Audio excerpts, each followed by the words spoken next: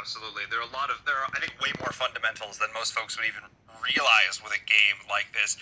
Just being aware of what all your troops are doing, the different phases of your attacks. You, of course, even with your team and stuff, people have spotters in order to help make sure they don't miss stuff. Talk to us a little bit about what the communication's like when you guys are actually in the thick of playing a war. Talk to us about what the comms are like when things get a little bit stressful. I think one of our best comms we've had yet was the Stamus hit that they reviewed last war. The one where he had the nice queen charge. Myself and Rainberry were both spotting. Had some great call outs. Rain suggested go early with his Dragon Riders, and he went early, and he didn't time fail because of it. So, especially those kind of little things.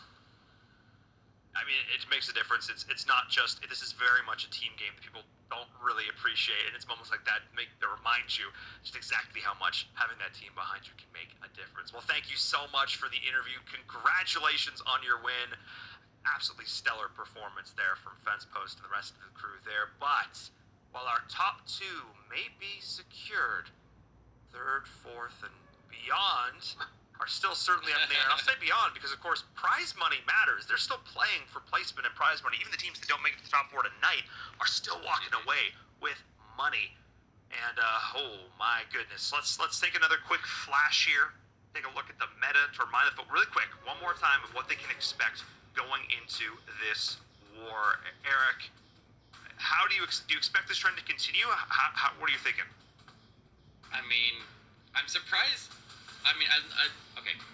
We see a lot of Dragon Riders with the Queen Charge. Obviously, that is a staple. Everybody's using the attack there. It's very, very, very powerful. You just got to do a pretty decent Queen Charge, and you can have the Dragon Riders take a lot of the base down. But the P.E.K.K.A Smash, it's hit or miss. It's hit or miss. And we see some really good attacks with it, just completely overwhelmed. And then, like Echo was saying, sometimes those P.E.K.K.A.s reach the middle base, and they just disappear, and it doesn't seem to be any rhyme or reason why it happens one way or the other, but you really got to be paying attention to the damage density in the middle base there, and you can maybe have a little bit more success with that.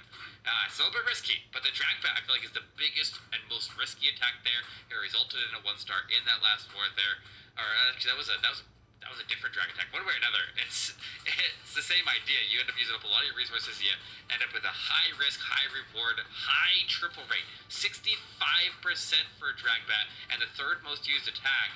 But it has the highest 1-star rate as well. So you got to be really, really careful with it. What do you think about that, Echo? Yeah, I don't know.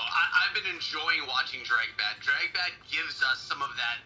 You never know if those bats are going to hit a tornado trap, if they're going to get run down by a black mine, or if you're going to be a little late with your free spell. As a viewer, it's really fun to watch. As an attacker, it's one that takes some really good timing and precision, and honestly really good planning so you can know the pathing. P.E.K.K.A Smash, we did see a crazy one come in. Was it from Caesar? I don't know. I think it was from Caesar. A really sweet attack. Yeah. With P.E.K.K.A Smash, showing that the attack strategy still can get work done. But this is our upcoming match that is very exciting, and Enverum is going to fill us in on why. Yes, this last matchup here of the night, and it is the last matchup here of the night, Train Station Gaming versus Soft Shell Supreme, is important for a lot of reasons. Let's take a look at the teams one more time, then we'll break it all down. Train Station, of course, part of the broader SSG family, a lot of extremely veteran players. And they're going up against a squad of, I want to say, scrappy up-and-comers. Now, they're a lot of experienced players as well, but definitely in terms of overall competitive experience, Softshell Supreme is a lot less experienced. They've got a lot of, Tiz put this team together. They all give each other a hard time. I hear when they lose, they, roast each other, and that's how they get better. Works for some teams, I suppose. And this has massive repercussions, and I'm going to explain exactly why.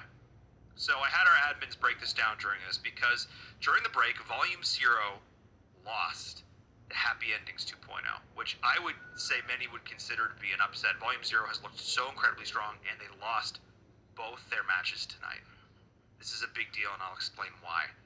If Train Station Gaming loses this matchup, Volume 0 will still sneak back up into 4th place, and Happy Endings 2.0 will finish in third, where they're currently sitting. However, if Train Station Gaming wins, they will knock Happy Endings down to fourth place. They will take third, and Volume Zero will not qualify. That's what's on the line here. The difference for Train Station is third and seventh if they don't win this.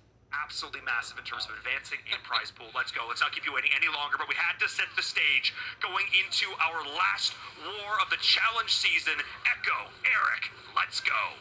Yeah, and we got John coming in through the air again, and coming in with a bit of a Zap Dragon attack, starting his heroes down below. This is an exciting war. I mean, Eric, third place if they win, and advancing to the challenge finals.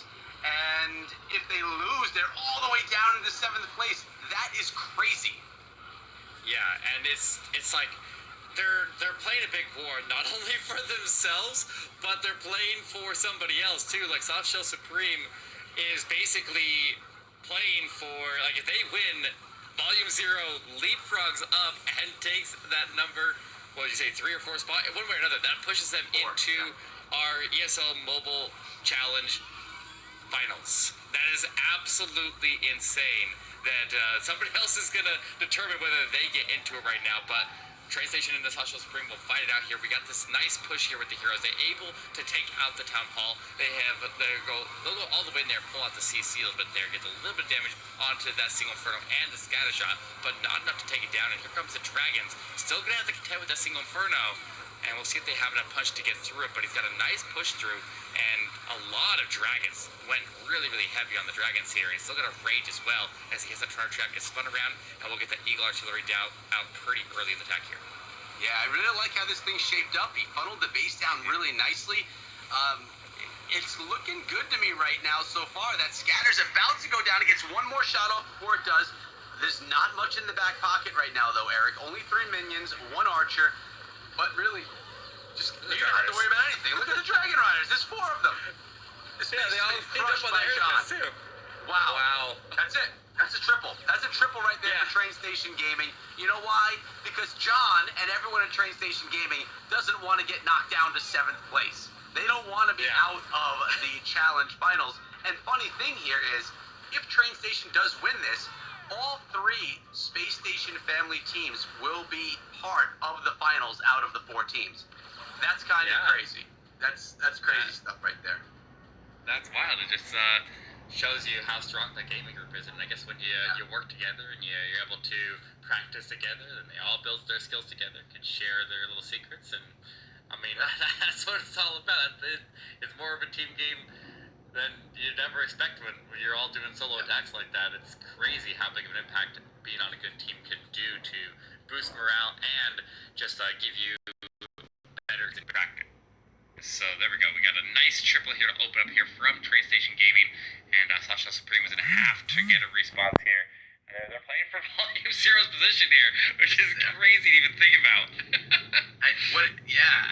Just having a jump from or a drop from 3rd all the way down to 7th place on a loss, and it's just because there's so many ties in there on the leaderboards. It has to do with who faced who and who lost to who. So Train Station, it's really all or nothing right now. It's you got to go win this war. Softshell Supreme, they're not going to make the top 4 either way, but they, as you said about One Hive earlier, they can mess things up for people, and that's kind of fun in its own right. So we have M-Dub, who we just saw in the interview, coming through with an Inferno Dragon Rider bat attack. So Inferno Dragon Rider and bats. So it's literally both.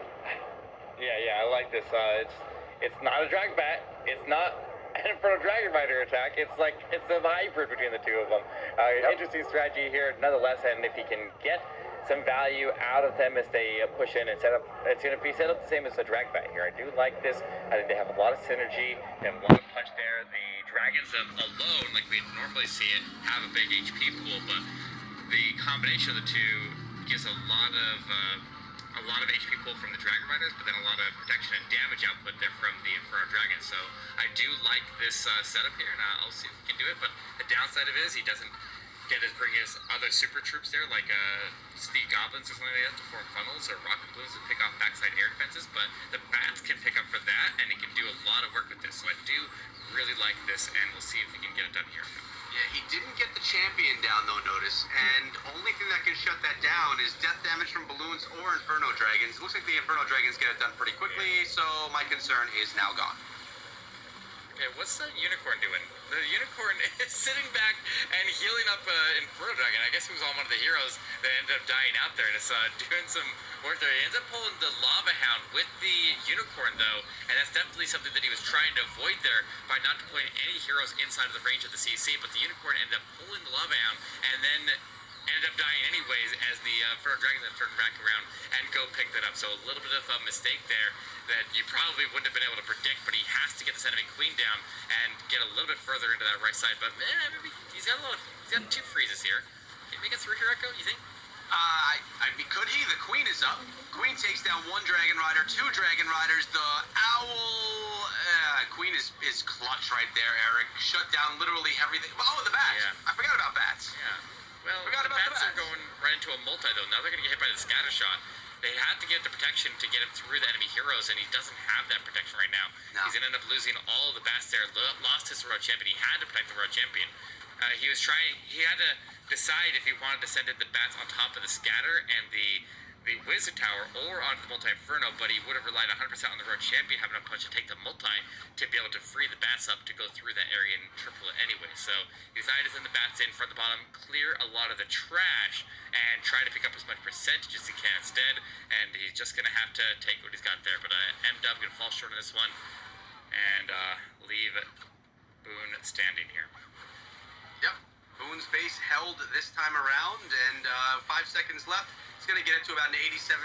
Nope, keep it at 86. Oh, yeah, 87. He got it done. There you go. 87% to train stations 100% early on in the war. One attack each. A lot on the line for one of these teams. It just makes it more exciting to see like the how drastic it is right now if they win or if they lose. So here's an interesting thing. If Softshell Supreme wins, then the total number of wins and losses for the 5th through 7th place